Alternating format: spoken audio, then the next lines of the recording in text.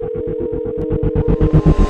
am going to be traveling tomorrow. I'm going for 10 days over to Iran. The latest rumor is might launch an attack on Iran. I don't know.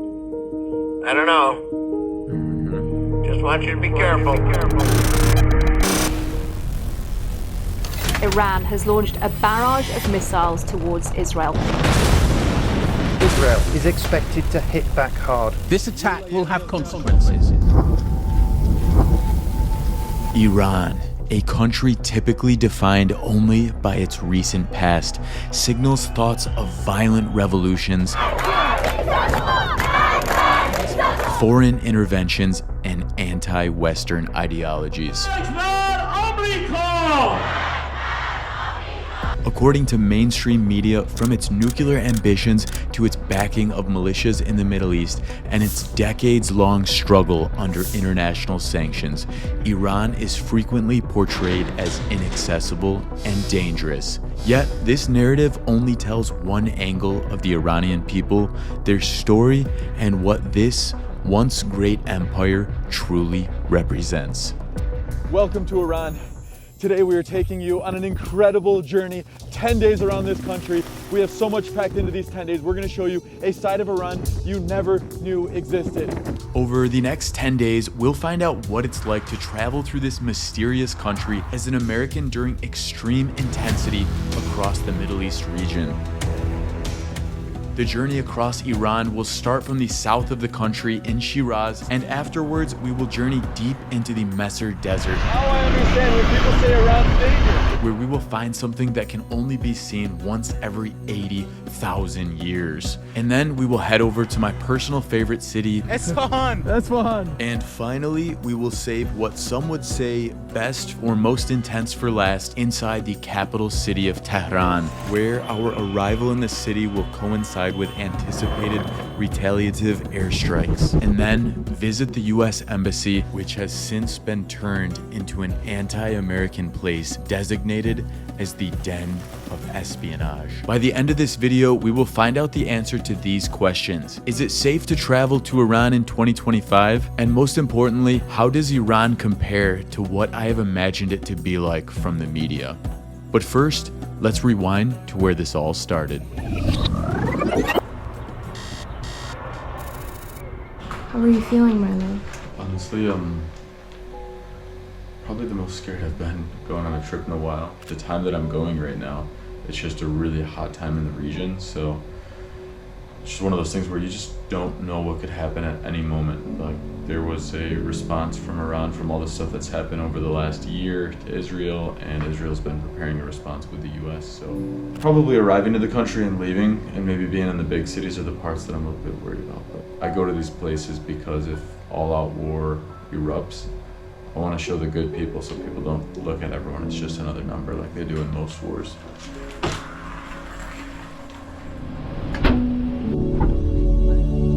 Sharjah Airport.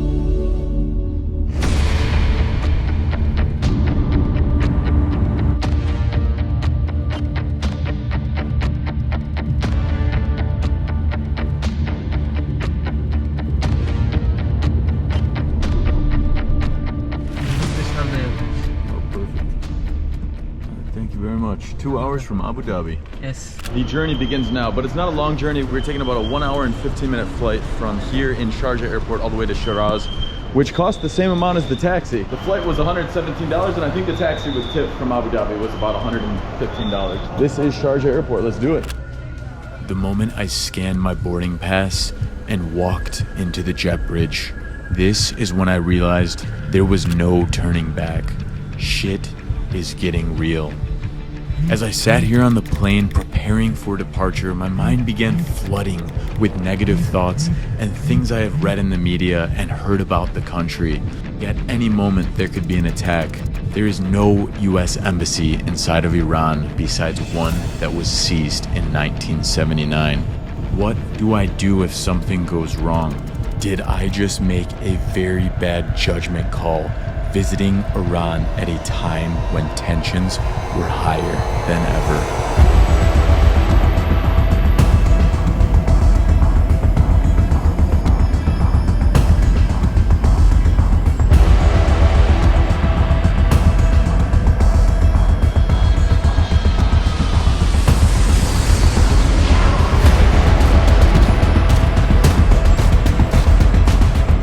Qatar have just landed at your own safety. Please remain seated with your seatbelts fastened until the aircraft has come to a complete stop and the seatbelt sign is switched off.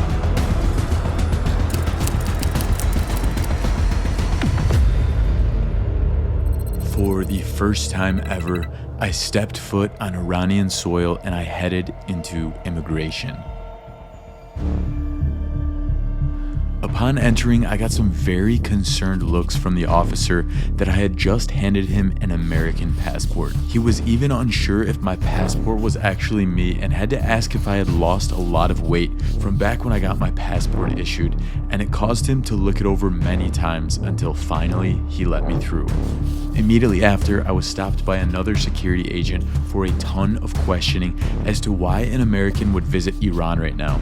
So I told him everything, that I am a YouTuber and I want people to see the real Iran, and after telling what felt like my entire life story to him, he warmly welcomed me to Iran.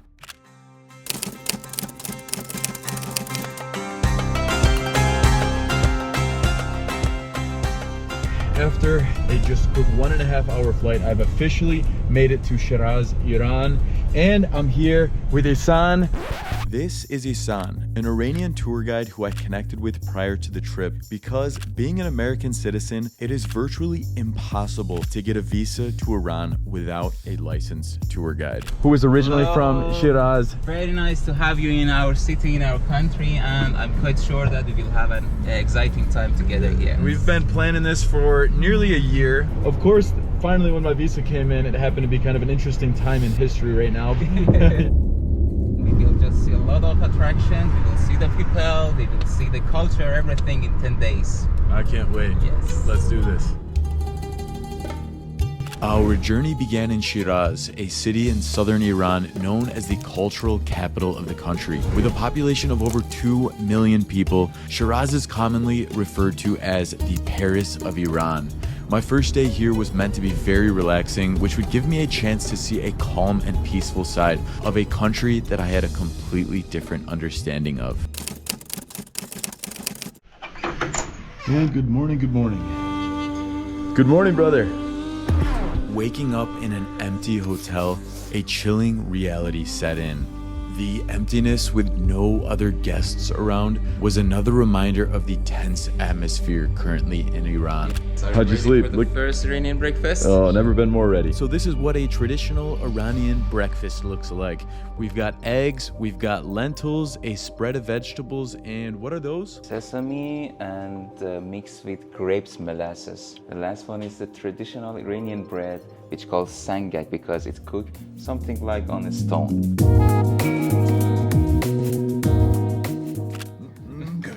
That was a nice, delicious breakfast to start out the day, so it is time to head into the old quarter. Today we will see a side of Iran that shows both the good yet the dark financial storm this country is facing. But first, we got a taxi to the nearest coffee shop. Ali Shoma Shatora.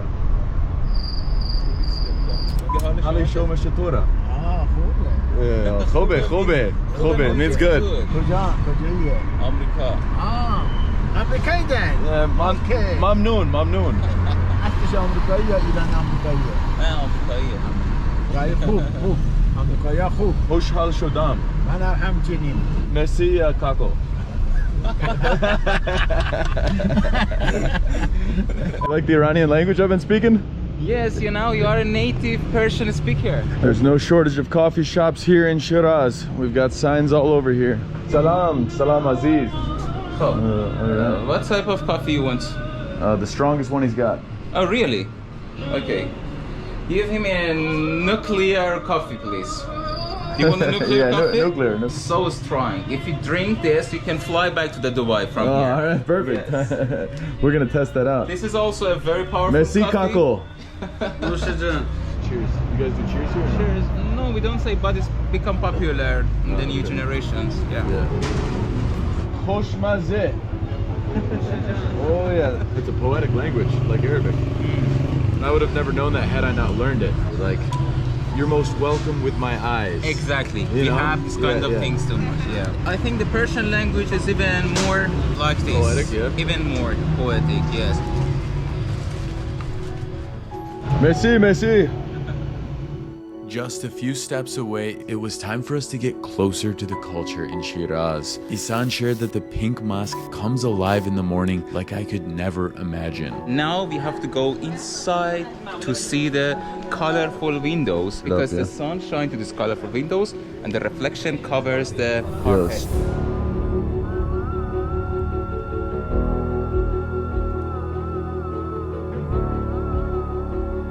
This mosque is the master of using pink color. Before that, it was not usual to use the pink color in the mosque. And it's a place for ladies to come here to take photos. Have to wear chador here because it's a religious holy place for the Muslims. So here is compulsory to wear hijab. But outside of the mosque, it's not like this. You can wear whatever. The mosque was impressive on so many levels, but I never expected to find cathedrals intertwined into the Islamic designs. King of Iran about 200 years ago, he went to the Europe and he got interested by the European art and architecture. After that, the Iranian artists and architects started to also use some European arts between the Persian arts. Just really shows a mix of religions in a place where I think a lot of the world would not expect that in Iran. Ehsan and I headed over to an area in the city which is specifically known for money exchanging. We're gonna see if some locals can get us some US dollars turned into the Iranian rial. من کاری ندارم شما چند تا برگه؟ 16 میلیون. نقد میخوای انتقال؟ نقد. 16. چند یعنی؟ هست $100 6 میلیون. The same price. With the Iranian rial facing so much volatility, you have to be ready to find the best exchange rate. So our first attempt was with these guys who we expected to give us a better rate than a shop would, but since it was the same, we decided we're just gonna go into the shop and exchange. For $1, it is 620,000 riyals, but because you pay cash, it says 600,000. Is that a good price? It's a normal. All right, fine, let's exchange $300. So that is $300 right there. A nice big stack. That's like half the size of your head. This is a 180 million riyal. Wow, 180 million. All right, millionaire here in Iran now. Let's go spend it. Yes. I want to share with you guys more about the currency crisis that's happened here over the last 10 years once we sit down to kind of give you an idea of what sanctions do to a country, how it's transformed over 10 years. So we have just made it over to the gardens here, and now is the perfect time to share with you a little bit more about the currency situation here. So I'm exchanging not too much at a time, but enough to get me through a few days. $300, which can last you a long time in Iran. You know, each dollar now is about 600,000 riyal. $300 will be 180 million riyals. You may be confused if you search the exchange rate between USD and Iranian rial because the official exchange rate is set by the Central Bank of Iran at approximately 42,100 Iranian rials to $1 US. But this is just a set rate. The black market rate or the street rate is exchanging above 600,000 Iranian rials to $1 US. You've been in the tourism industry for quite some time now. How much, for example, was, let's take this bill, which is currently worth about $1.60 for 100 million rials. What was this worth about 10 years ago? 10 years ago, it was 20 times more than this. So if this was worth $300, 20x that, this would be worth $6,000 10 years ago. So over the past 10 years, what are the biggest factors that cause such an extreme inflation? This is mostly based on the sanctions. Iran was the most sanctioned country in the world until Russia surpassed it after the 2022 Ukraine invasion. For over 45 years, Western powers, especially the US, have imposed sanctions on Iran, beginning with the 1979 embassy hostage crisis and continuing due to various issues. These sanctions have severely impacted Iran's economy, leading to reduced oil exports, limited access to international banking, and decreased foreign investments. Inflation is also another reason. So because we have too much inflation, I don't know, 40, 50, something like that each year. And it's continuing like that, right? Yes, each year we have this situation. So now even the people are waiting for again a new devaluation in our currency. Yeah. Even I think the expectation can be another reason, because the people are waiting. Now, if they have real, for example, you get your salary, you don't keep it as a real because you are scared that, oh, maybe again with another devaluation, so you lost some of your money, some percent of your money. So you will go and you buy dollar and you keep your money as a dollar, not real, because real is dangerous. And recently the people, they keep Tether. Tether is like cryptocurrency. A lot of people have thought about countries that have sanctions around the world, that how are they going to essentially evolve out of that? And a lot of people over the last couple of years have been thinking cryptocurrency is a big way of doing that, as well as obviously holding like a stable currency, more stable currency like the US dollar. I see you have like a DJI camera, which is clearly imported, it's not made in Iran. So like, for example, let's say this camera costs, I don't know, $500 US. What would you have to pay for it in Iran? Like, Can be about $1,000 or I don't know. Wow. Yes, $900. What is it like in people's minds? What is their thoughts? Like hoping it's going to get better? We are a little bit more hopeful for new changes because I can see a small evidences that they are going to just make some changes.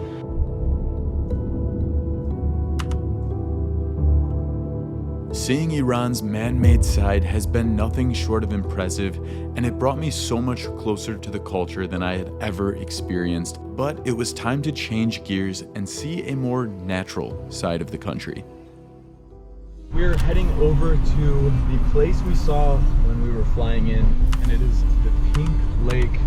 We are going to catch this place right at sunset, so I imagine it to be pretty beautiful, and it'll probably have its own unique shade of pink at this hour, given the location it's on right now.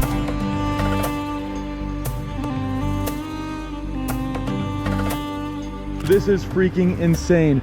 Pink horizon, pink skyline right there with the sun on the orange mountains. What I saw almost felt like a mirage in the distance, with what seemed to be a massive lake. But up close, it gave me a feeling like I had just entered into a new winter-like climate. This is just mesmerizing. It's literally just like the texture of snow. This is salt. And when you flip it over, we've got green in there, but underneath that is a pink salt. You know, when the lake is full of the water in the winter, it's not pink. Yeah. Then, because of the too much evaporation, and when the weather gets so warm, then it's little by little start to get pink. This place in itself is a natural phenomenon which left me nearly speechless in some moments. But to understand that there is actually a type of shrimp that can thrive in these living conditions was nearly unbelievable. They are very small and the color is also pink, so they can use as a food for fish farming and other also purposes, okay? And this is stop number 1 of 2 here at the Pink Lake.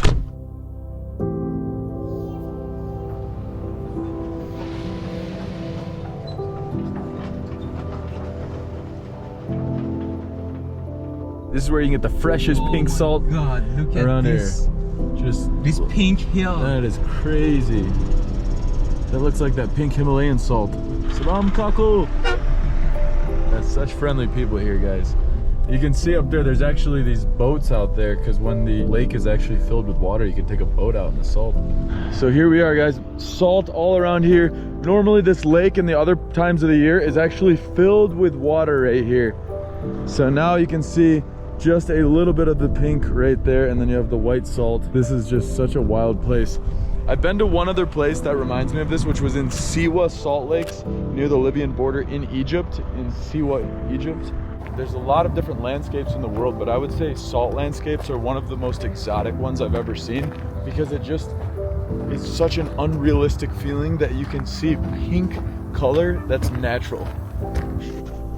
This is just like icicles of salt. Saltsicles. There's our friend. Salam, salam, brother. How we doing?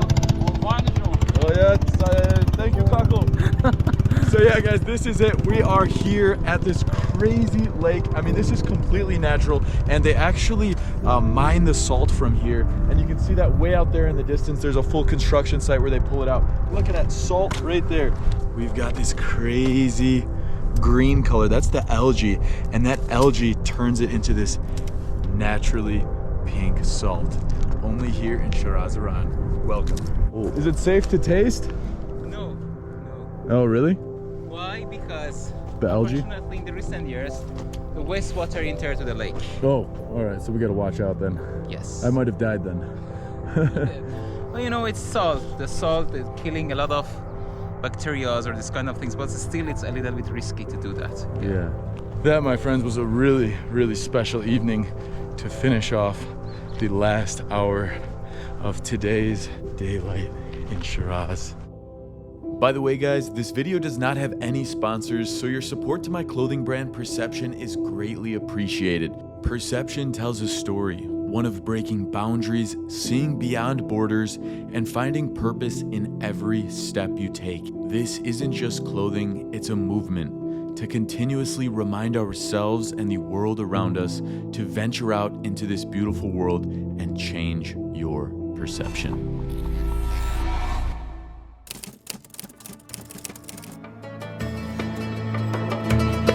Sabah b'khair, Kakos. Today is a new day here in Iran, and sadly it is bittersweet. Me and Ehsan are going to be leaving Shiraz today, but don't be too sad because with one adventure ending, the next one is beginning. After saying my goodbyes to the southern city of Shiraz, I was about to discover a surprising truth about Iran. All right, so we're stopping to get some gas on a road trip here. What does it cost like per liter in Iran in US dollars roughly for gas? Petrol is subsidized here. Is there a limitation? So you get X amount of liters per month that are that are subsidized? Yes, the 60 liter per month as a subsidized one. Here the petrol is like mineral water. It's literally the same price as mineral water. Yes, I think it's not very different. You know, it is about 10,000 riyals, the subsidized one, and 30,000 riyals not subsidized ones. Unsubsidized. Even for Iranians, I think it's cheap right now. You can spend 90 cents per month, gets you 60 liters. The 60 liters of gas an Iranian gets for personal use each month, subsidized by the government, is equal to 15.85 gallons. After your first 60 liters, every additional tank of gas you purchase is at the unsubsidized rate of 5 cents a liter or 19 cents a gallon. That means a tank of gas in Iran costs less than the price of 1 single gallon of gas in America. But at what cost does this come at for Iran? Iran's heavily subsidized petrol prices are among the world's lowest, but strain the government, costing billions of dollars annually, though hiking the price risks public unrest. They increase the price, then the other goods will just get more expensive. The price is very different the other side of the borders, and the smugglers can just send them out of the borders with very good profits. So is Iran still considered like one of the top oil producers in the world? Yes. And where do they export most of their fuel? You know, under the sanctions, they have to find new methods just to send this oil to different countries. So I think the statistics is not reliable, but of course maybe China, because you know, the China is a big industry, you know. Yeah. So probably they send the most oil to the China. As I reflected on these last couple days in Iran, I realized that I learned more in this time than I had known about the country in my entire life, and that made me so excited for what's to come. Along the way, there were constant reminders of Iran's connection to foreign affairs all over the country. But if you were to stop here, you may forget to realize that Iran's legacy dates back much further than the world seemingly gives it credit for. Once known as the Great Empire of Persia, Iran has a rich history dating back to ancient times. The Persian Empire was one of the largest, covering parts of modern Iran, Iraq, Turkey, Egypt, and Pakistan.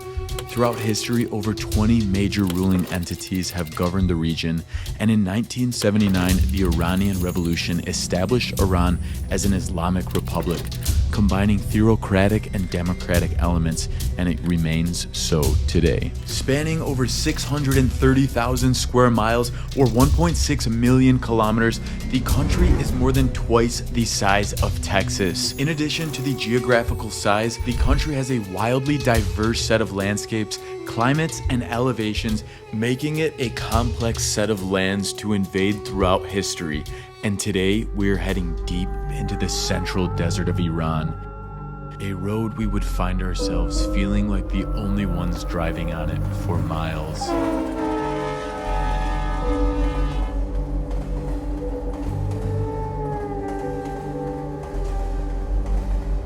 And out here in a very beautiful, descriptive way, there's a whole lot of nothing. This road is going to the Mars. So we're starting to see our first look into what you probably all imagine a desert to look like. While we've been driving in the desert for probably an hour, 2 hours, this is what most movies portray deserts as. We haven't seen a single car in the last 2 hours. About halfway through the drive, Ehsan had a surprise pit stop for us at a desert oasis with apparently a natural pedicure. We're here at the Garme Oasis after a couple-hour drive, and as I was walking through, I noticed all these fish were following us, swimming around because they know it is lunchtime. As you can see, his feet are out and ready to go because these fish like to chow down on some fresh skin. Who is hungry? Fits inside the water and just do not move it for some seconds, then let's see what's happened. That hurts? It's okay, you know. Wow. Oh. Wow, it's interesting. All right, here we go. Oh! Ah! Ah! Oh, shit. It doesn't actually hurt, but it's just the feeling of something nibbling at you. Oh, geez, those guys are hungry there. Who likes some fresh American feet here? All right, it's time to eat. You know, it's interesting that at the beginning they come and why they go to your feet so much more than me. I'm jealous. Your feet is much more delicious than mine. There is no fish here. But look at the fishes over there. That means I must have a bunch of gross stuff on my feet. They like the American feet. I guess they do. Lunchtime, anyone? Tasty, tasty, tasty. I think maybe they eat the bacteria and some other harmful things on the skin. Inshallah. We're out in the desert, so we got to stay hydrated. If you are in a pomegranate garden in Iran and you want to drink, just to eat a pomegranate, even they don't use their hands. They just bite it. Oh. They bite the middle like this, the very traditional one, like this. Oh my God. You're biting that. Our feet were just in that water. No, I just washed the pomegranate over there. And it tastes different than like typical pomegranate juice, or maybe this is just a very sweet pomegranate, but it's really nice. That was a nice little fish spa that we had before making our way into the desert for a wild safari. So that is a desert oasis experience here in Iran. Just one more hour until we arrive to the Mesr village. Barim Barim, Kako Baradar and Ka.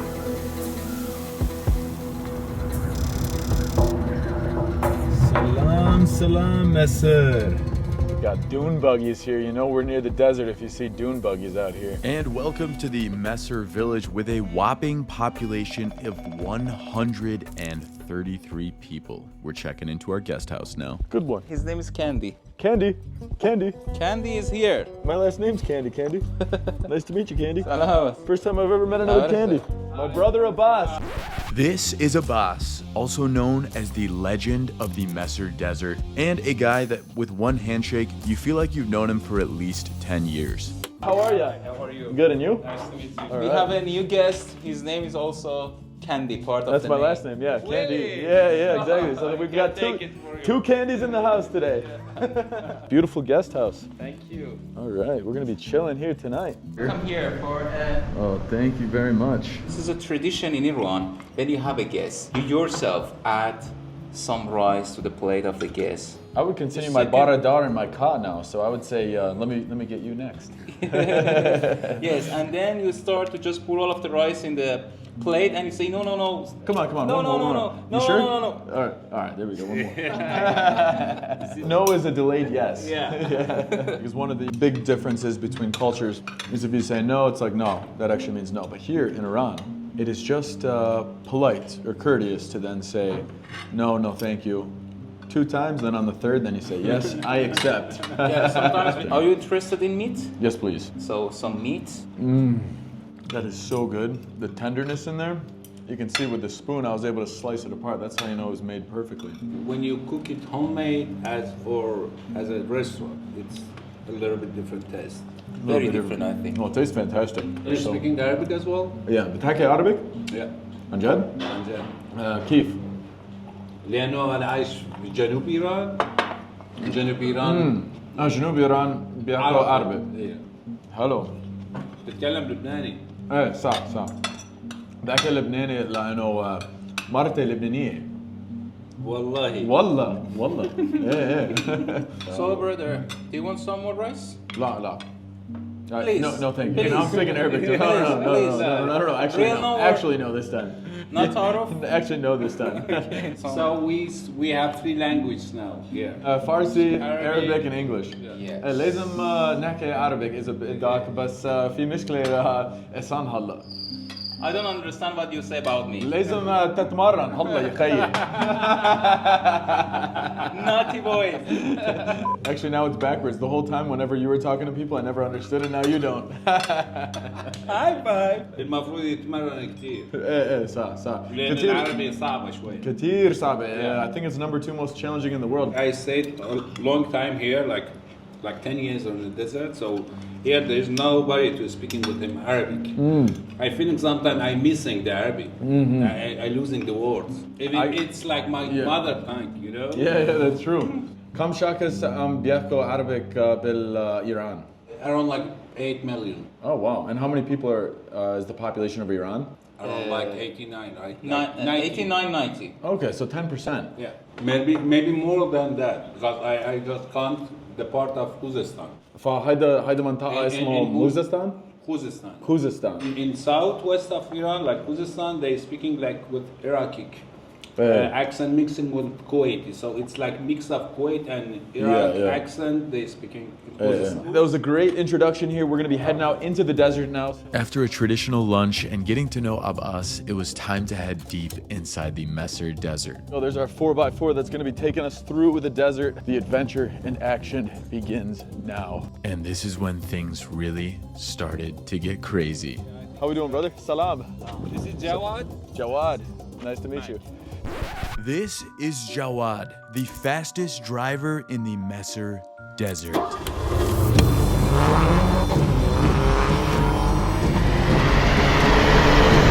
speed ahead!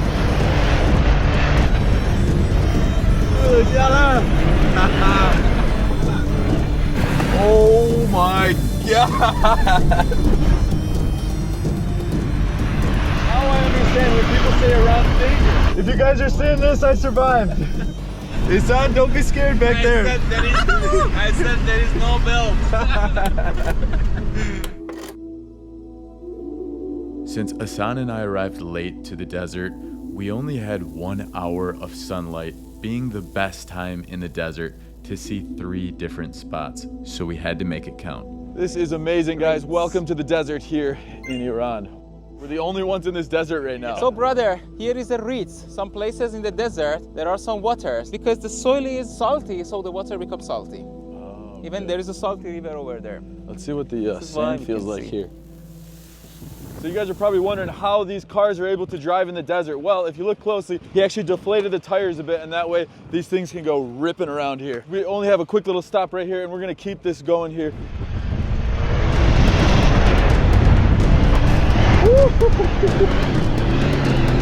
How many times have you flipped these things? Several times. Oh shit. All right, now I'm scared. Oh my God, we're going sideways right now. We are going sideways. It's like a real life roller coaster ride right now. Actually, the water we saw at the last point, it will crossing this area underground. So we are driving around the swamp now. If you're going there, you will sticking there. So it's kind of dangerous area. Oh, so it's like quicksand. Yeah. Oh, that's pretty scary. Yeah. Well, that just gives you guys an idea here. You don't want to go walking through here without knowing where you're going, because that quicksand's not something you're gonna be able to get out of easily. All right, we are taking a little stop here. This is one of the highest points around here, right? One of the highest points you can find in this desert, and this gives us a full view of what this place is like. We've got so much desert land, mountains out there in the distance. People drive their cars. If you can see some of those tracks, they come almost straight up this and into the sunset. All right, load them up, load them up. Oh, we're going straight down this thing. I lost my head, damn it. I always put it on backwards. There it is. A fun little adventure for the hat. We're back in business, a little sandy. All right, as I was saying, we've got the route. يا خي أباس كم سنة أنت بتساكن بالصحراء هون؟ 10 سنين. 10 سنين. كتير وقت وبتحب هيدا المنطقة كتير؟ أنا بموت بهذه المكان. We're mixing a little Arabic into today's video because Abbas misses speaking Arabic because that's his mother tongue.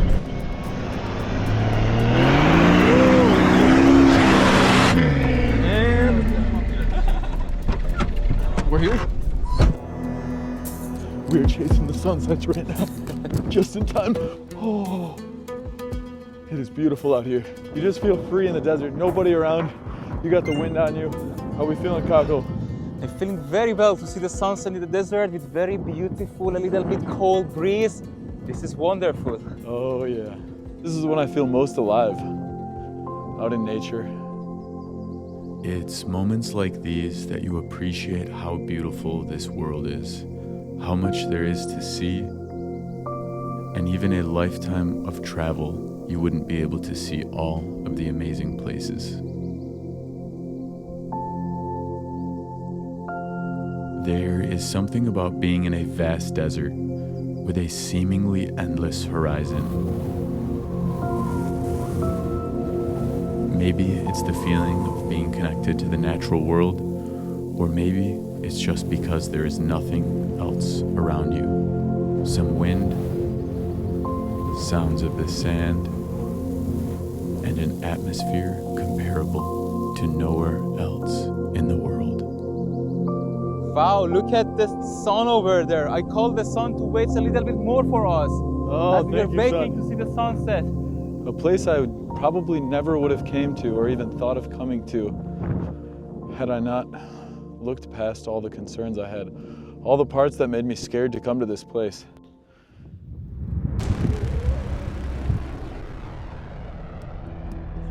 I looked up several times and saw planes flying over the desert with what looked like jets escorting them. The guys here mentioned that they had never seen all these flights out here in the desert, and this was a recent new flight path.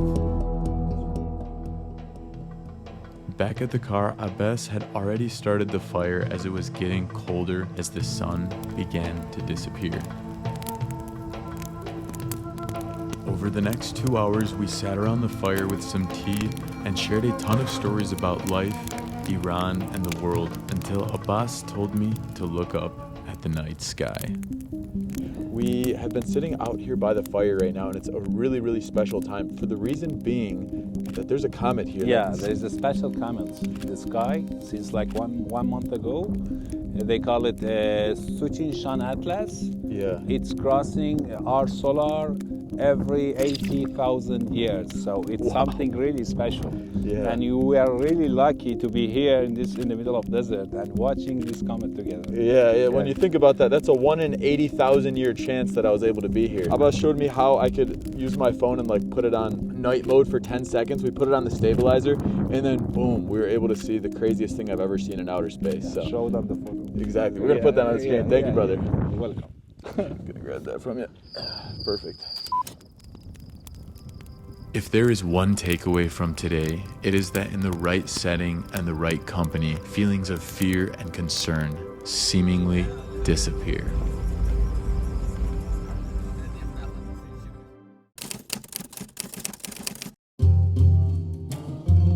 Day number 6 in Iran. Mac is going ready to go to the Isfahan. Because we're gonna say Sabah khair. Meaning good morning from our final delicious meal. But sadly, it was time to say our goodbyes and prepare my Persian skills for the next couple days in Isfahan. Hali Shoma Shator Kako Ka and Baradar. Look what we've got here. We're at a coffee shop up here, and look at these benches right here. 2 rockets right there, and then some sort of 2 cartridges. But let's see what's inside. Do we have anything good? Yeah, there's bomb. No. Oh, we got napkins. Those are pretty dangerous. So, see, these are the most dangerous things you can find in the country. Oh, wow. Look, these are the rockets. And special stones from the meteors. Yes. Yeah, everywhere. And then the strongest bomb we have here is the coffee. Shall we slam it? Be careful, brother. There are nuclear coffees.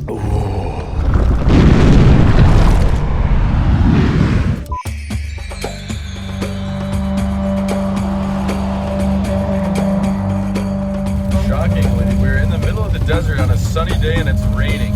Usually there is no rain in the desert unless I bring a tourist here. I don't know what's the reason. I thought you said you called the weatherman.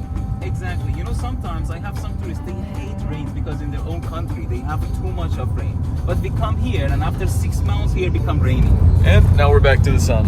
So we spent the next 5.5 hours driving from Mesr Desert over to Isfahan, and we found ourselves finding every possible way to keep busy, including becoming singers. The leader of opera. By the way, guys, as you can probably tell, me and Ehsan have been having so much fun traveling all over Iran together, and he is a tour guide providing tours customized to whatever you'd like. This video is not sponsored by him. I paid for this tour, but I had such an amazing time. So if you guys want to go ahead and check out a tour with Ehsan, I will put his information to contact him down in the description below. After spending most of the day driving, we made it to Isfahan.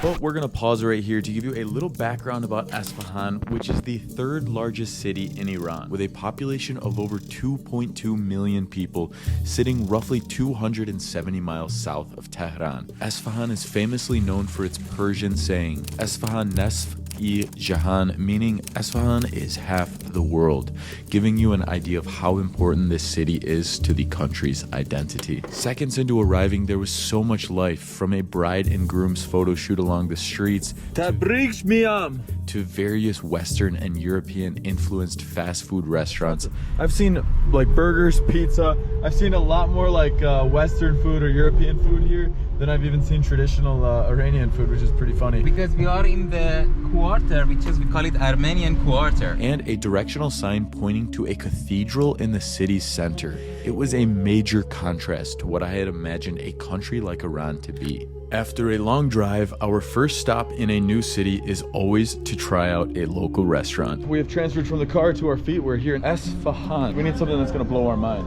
Yes. Yeah. Sepas Dadash. Sepas, yes. Sepas Dadash. You make the decision.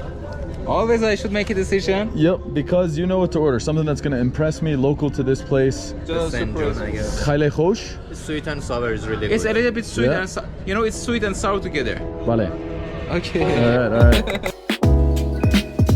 Alright, my friends, we're gonna be starting our Isfahan's first lunch here. I just knew we would have something absolutely delicious here, so we came to such a vibey restaurant. This is something we call it St. John. Here we have beef, pomegranate molasses, walnuts, and some other herbs together. Usually it's served with the rice. The way you should eat is add some rice to your plate. Then you should add some of this to the piece of rice.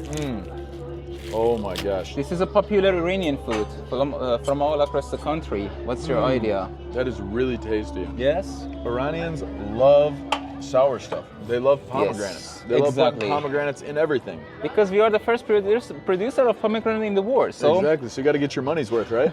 Next up, we're going to be actually heading over to a cathedral, which is probably quite surprising for many of you guys, because if you're not familiar, Iran actually has multiple religions here. What would you say the percentage breakdowns are of each religion, if you had to guess? The country is regarded as a Shia country, so the people are mostly here Shia. Then after the Shia, I think we have the biggest population is Sunni, both regarded as Muslims. And also we have some other people, they are minorities, you know. We have Christian people. Also, we have Jewish people in Iran. Really? Yes. Wow. And when it comes to being a Christian in Iran, obviously a couple years ago there was the big protest for the hijab. What is it like these days? Like, so all religions must wear technically by law, but not as many do since then? All the ladies, according to the law, they have to wear hijab in public places. But now, as you can see, it's different from that time. Yeah, I'd say probably 30% of the time you don't see people wearing hijabs. And other people, you see them wearing it maybe 50%. Very interesting. This is a fantastic first meal here. Alright, this may not seem like a big deal because I've visited hundreds of churches and cathedrals all around the world, but the fact that I am in the Islamic Republic of Iran and I'm about to walk into a massive 400-year-old cathedral is blowing my mind right now. Why do they build this church here? It has also a story, and it's related to the war between the Iran and the Ottoman Empire 400 years ago.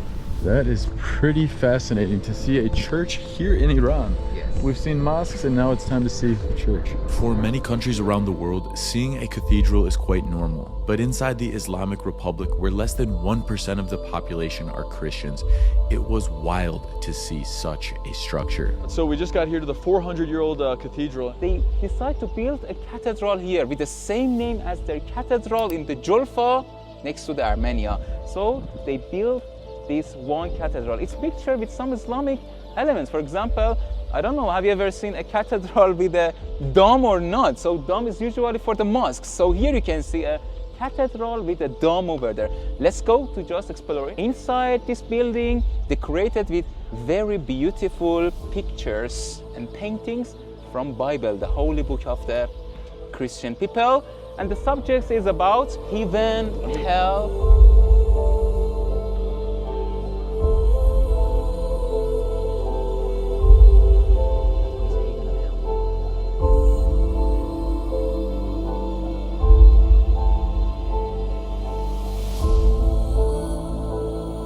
Ehsan's telling me this is heaven and hell. This is heaven. So the people at the bottom, they are in the hell, and the people at the top, you can see the heaven, and maybe this is a doomsday.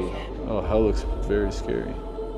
Such an incredible place. I mean, those paintings, the fact that they're 400 years old and they look like they were painted yesterday, that's really impressive. Today, Christians in Iran number between 200,000 to 300,000, which has been a significant drop since the 1979 Islamic Revolution due to emigration, the Iran-Iraq War, US tensions, and the push for society's Islamization. However, the post-revolution constitution granted recognized minorities, which included Christians, large religious freedom, allowing them to preserve cultural autonomy while still adhering to Islamic law. The largest Christian group, Armenians, between 130 to 150,000 people, mainly resides in Tehran, Isfahan, and Tabriz, where they practice their faith and manage cultural institutions. Their migration to the country dates back over 400 years as they sought refuge during the Ottoman Empire, fleeing what is now referred to as the Armenian Genocide.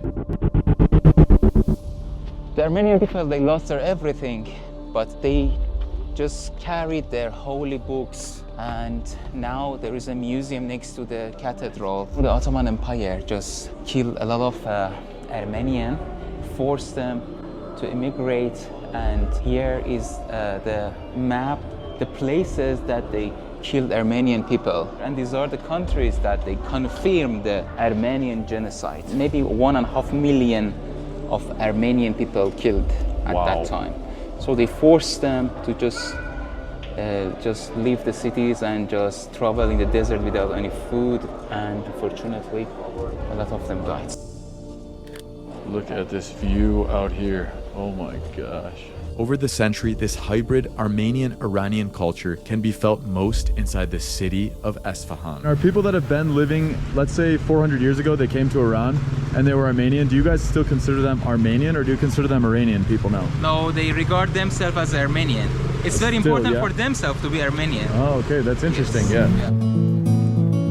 So right next to the church here is actually the Armenian quarter. It's a vibe. We've got a coffee shop here, all this modern style clothing, and right along this way, this picturesque brick way that leads you through. What'd they say? See, he's foreigner. Hey. She was surprised? Yes. Hello, salam. But you know, here is very touristic. Yeah. Hello, brother. Salam, salam taco. Salam taco. How are you? Good, and you? Very good. You guys are from the city of Isfahan? Yes, yes. Very nice city. First time here. I don't know. You don't know English? No. Sepas Baradar. Sepas Baradar. All right, bye. Nice to meet you. Nice to meet you. They're very little bit shy. Yeah. It's okay. Probably a camera and speaking English is not something. Yeah, the man forgot all of his English right just in a moment. This is such a multinational place. All these flags hanging up. I'm not seeing the American flag here though. Nope, that's Malaysia. There's no American flag here? Nope, they missed us. Sure? Yep. I will just bomb it with the rocket you showed me in the morning. Here in this area, they are Armenian people. Oh, they're living here, and they have some shops, they have coffee shops. Ooh, the good stuff. We call it khame. Inside is cream. Khame. Yes. He's got the good stuff right there. Noon khame. Yes. Noon khame. I will say the first thing that stuck out to me the most is there are more burger restaurants in this city than I think I've seen in America, and I'm not kidding. There's tons of fast food here. We spent the next hour strolling around the Armenian quarter because tomorrow in Isfahan, we're gonna experience a completely different side of the city. Look what they're advertising here, my friends. A lot different than what you probably imagine in the media. This is the type of clothes people wear out here.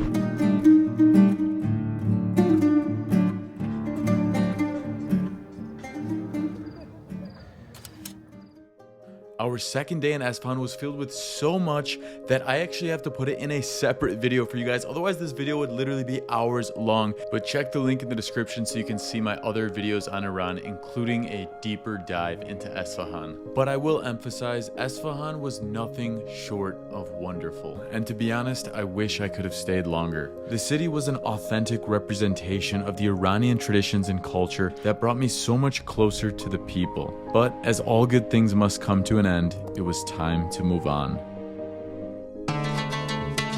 My last long drive of the trip would take me up to the capital city of Tehran, just about 5 hours away. We arrived in the city quite late. Everything was quiet and peaceful, but little did I know that these moments were only the calm before the approaching storm. On my last day in Iran, something I thought I had managed to avoid unexpectedly happened while I was sleeping. I woke up to what I initially thought were fireworks or shots or who knows. There's some sort of like gunshots or explosions or something outside the window. It turned out to be missiles raining down on Iran's capital city, Tehran. After seeing their air defense system stop seemingly all of the missiles, I did feel a sense of relief, and surprisingly, I was able to fall back asleep.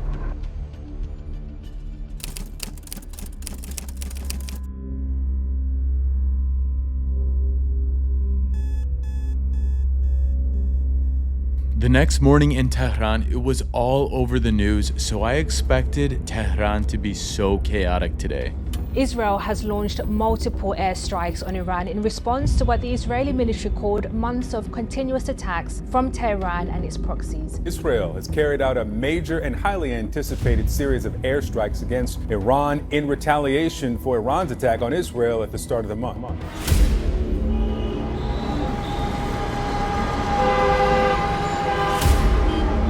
It is a lively day. It is the first day of the work week here. Saturday is like a Monday in many other countries. So the hustle and bustle is real today. What can you tell me about Tehran that's gonna blow my mind? So Tehran is the capital, as you know, with 15 million population, and here is the busiest port maybe all across the country in this huge bazaar. Maybe it's a, I don't know, industrial capital of the country. As you can see, everybody here, they're going to buy their stuffs. As I was walking, I could not help to think that every single person here is completely unfazed by the airstrikes that happened just hours before. It was like it was just a normal day here, walking through the markets in Tehran, Iran.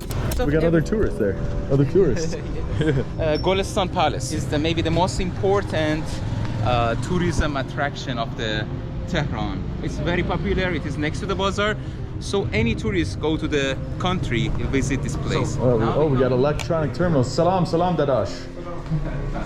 We have officially arrived into the most famous place in Tehran. So now we are in the Golestan Palace, which is become important after it's become the capital. Before Tehran, the capital was Shiraz. The crazy part is we're in the middle of the city right now, and we're just walking through those streets near the bazaar, and it's filled with so many people. You take a few steps inside this place, and you can barely hear any city sounds. All right, so we're heading in. This is probably the most impressive place in the entire complex.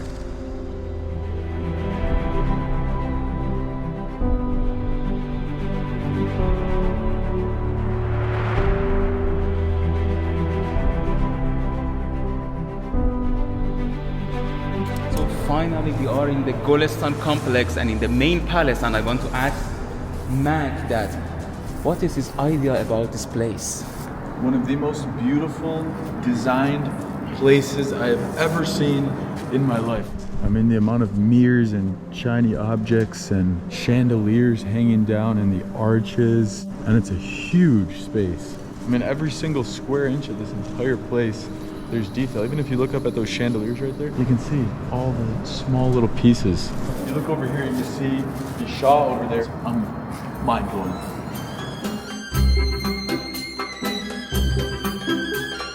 Khotan khub. Ali. He's a Turkish man. He says that you should also learn Turkish. I would love to. Yeah. Turkey, great country. Ali country. No, not the Turkey. He's from Iran, but Iran has also Turkish people. So we're about to get dressed up in the traditional outfits here. And Chande?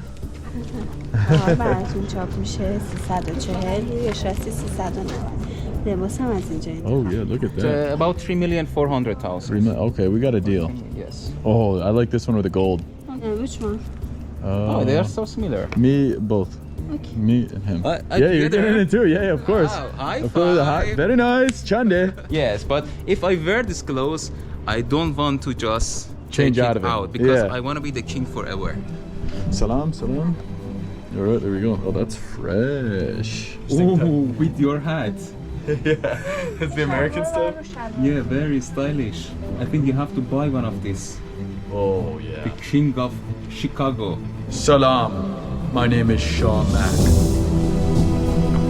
Seb Bakhair. Ali Shume Shitor.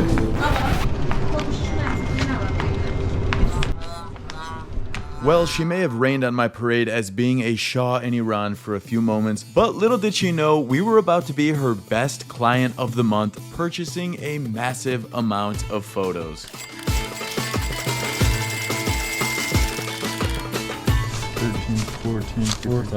60. So we just got 66 million rials worth of photos. So that got us about 39 photos. Yes, I just wear the clothes and I feel I'm like a king.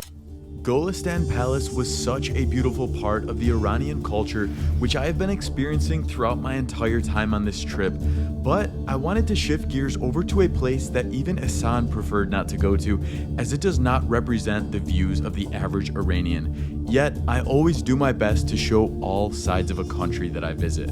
So, we are heading over to what was once the United States Embassy, until it was attacked and taken over by Iranian college students and never reopened. Just over 40 years ago, the U.S. Embassy here in Iran had its last final day in operation, and now there's no more U.S. Embassy besides the skeleton of what was once there, and they have turned it into the den of espionage. After the Islamic Revolution in Iran, hostility towards the United States increased, culminating in the storm of the U.S. Embassy on November 4th, 1979, where 52 Americans were taken hostage. U.S. efforts led by President Jimmy Carter to free the hostages failed, prompting sanctions and a freeze on Iranian assets. In 1980, following the death of the Shah and the onset of the Iran-Iraq War, the new Iranian government showed a greater willingness to negotiate. These negotiations focused on releasing frozen assets and lifting trade embargoes. Ultimately, an agreement was reached and the hostages were released on January 20th, 1981, after 444 days in captivity. This event led to the U.S. severing diplomatic ties with Iran, a break that has never been repaired to this date. Tense time to be at this place because today is October 26th, and just 7 hours ago, Israel launched an attack on Iran. So being right here, I have a little bit of anxiousness just because there's so much tension right now, and being an American next to an anti-American museum is a bit scary. Now, the important thing to remember is I'm showing this because I show all sides of the country. If you've watched all my videos, you can see Iranian people absolutely love Americans. All the people have been so welcoming here. People, whenever I tell them they're American, oh, welcome. People are wearing California shirts, Harvard sweatshirts, so many things. So the American culture, is really appreciated and loved here. But obviously there's always going to be a part of the country that has different political beliefs. Upon my arrival, I couldn't help but pause at the long walls, which were covered with striking murals. Mickey Mouse with a gun, rockets coming out of Uncle Sam's hat, World Trade Center is shown right there, and the Statue of Liberty with a skeleton. Yeah. And each mural conveyed a different message directed at the United States. That gives you a very, very intense feeling of the governmental and diplomatic relations between the countries. But once again, it's really important to know that the general people of the country should always be able to keep an open mind that government and politics are a separate thing, right? And the people here have been very welcoming to me. These are the wolves. Wolves turning into soldiers. US soldiers, and there is a... And what does this represent? Something like, I don't know, an innocent person, someone, a citizen, you know, escaping.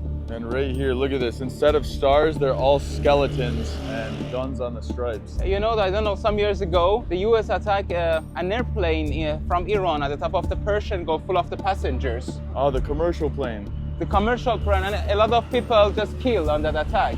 Oh, wow. And right over here, it looks like we have scenes of destruction amongst the US helicopters crashed there. Statue of Liberty knocked down with the arm broken off, showing ISIS next to the Israeli flag right there. And here we've got US painted, even marijuana, drugs, all this stuff right there. So it's a lot to see all these, you know, it's obviously I'm an American, you know, I love my country and everything. But a lot of this, keep in mind, is like pretty old, right? Like 20 plus years old. So like a lot of the mentalities have changed tremendously. It's important to show what's in the capital as well. This was once the US Embassy, but now it is known as the Den of Espionage. I was feeling very tense as I stepped inside the building. My mind was racing with thoughts like, what on earth do the people who work here think of Americans if this is what they are surrounded by every single day?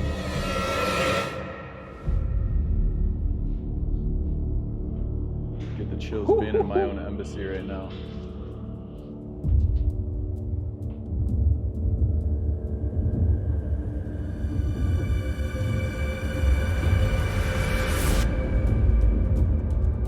When I was deciding to visit Iran, I had to commit to the fact that there was no US embassy in Iran. Yet the chilling reality is I was standing inside the only US embassy in the country. But only a ghost of the American culture can still be felt inside of here. So this is all their old original devices in here? Yes. Wow. Look at all this old equipment. I don't even know what any of these things are. Typewriters, back in the day when typewriters were big. Well, they had some machines to destroy the documents. The students go inside, but when they understand that they are going inside, the people, the ambassadors here, they destroy their documents, like something you can see in the wall. Then they decide to connect them to each other, you know? They just, then they come here, they just connected the small part of the paper together. It takes too much time, so they could catch some information that they were spying here. During the seizure of the embassy, Iranian Muslim students waited behind the door for about half an hour until finally the entrance gate was opened by the American staff. You can take photos inside. So unfortunately, you cannot do very much filming here when you're inside. There's a gift shop that I'm inside right now, so I can film a quick video. There's a bunch of different books that explain everything that happened. This one is very interesting right here because these are shredded pieces of paper, and you can take a closer look right there. So what that is, there was a couple-hour period where the steel door was closed and the security guard was watching to kind of save some time. And during this period, they were burning the most top secret documents, and then they were shredding all the documents. And it took 6 years to prepare all these documents. And look at these, paper shreds just like that, which is absolutely wild. They put all those back together. The fact that this whole operation was done by students, and for over 400 days there were the hostages from the US Embassy that were held inside of this building at first until the operation from the US military trying to extract them. I think it was Eagle Claw operation, something. The name was something like that. They just want to enter to the Iran to just release those hostages, but they have some helicopter crash, and some of their helicopter crash in the central desert of Iran. And these are the remains of the helicopter. This happened when they were doing a rescue mission, and that led to even more fatalities? Yes, but it was not successful, as you can see, and it happens in 1980. So did all of the helicopters crash or just one? No. Some of them, they crashed. I think it was because of the sandstorm. Oh, wow. It's really a intense part of history, and, you know, got goosebumps being inside an American embassy. That was once an American embassy, so long ago now. And yeah, it's While the museum presented a view of anti-US sentiment in Iran, this absolutely did not reflect the true feelings of everyday Iranians towards Americans today. Especially not even the guys who I met that worked in the embassy. They were welcoming and actually loved the American people, leaving such a feeling in my mind that people and governments can often have very different views. A place like this is also a reminder of the power of time and how views change over time when you compare the younger generation's view of America back in 1979 versus the younger generation in present-day Iran, who, from my experience, seem to be very, very receptive of the American people and our culture. Reflecting back on these 10 days in Iran had me think back to the night before I left and how scared I was to come to this country. A place I truly expected to be one of the most concerning places I have ever visited. Yet again, I was surprised by how wrong I was. Before you go to a country that you have like this media bias or narrative that you're concerned about, you always have this feeling like, oh, is it going to be like that? And then you arrive to the place and it just shatters all of the perceptions you had in your mind. The contrast of how vastly different my experience was to my expectations made me think about how often we misunderstand other cultures, how often we make our decisions based on a news clip we see, how often we create our entire bias of a place off of just one person or one decision or one viewpoint that we're exposed to. It's such a completely different narrative than what we're kind of programmed to believe. Iran has showed me a level of beauty that is unmatched. From the parks you can find across the country, curated to perfection, to the people you will meet on the streets offering you hospitality that makes you feel like you are family, to the vast amounts of climates, regions, and landscapes. Iran has left a strong mark on me, one that will bring me back to this country many times again. Moments like this remind me of how much you can learn simply by just visiting a place and seeing things for yourself. It never ceases to amaze me.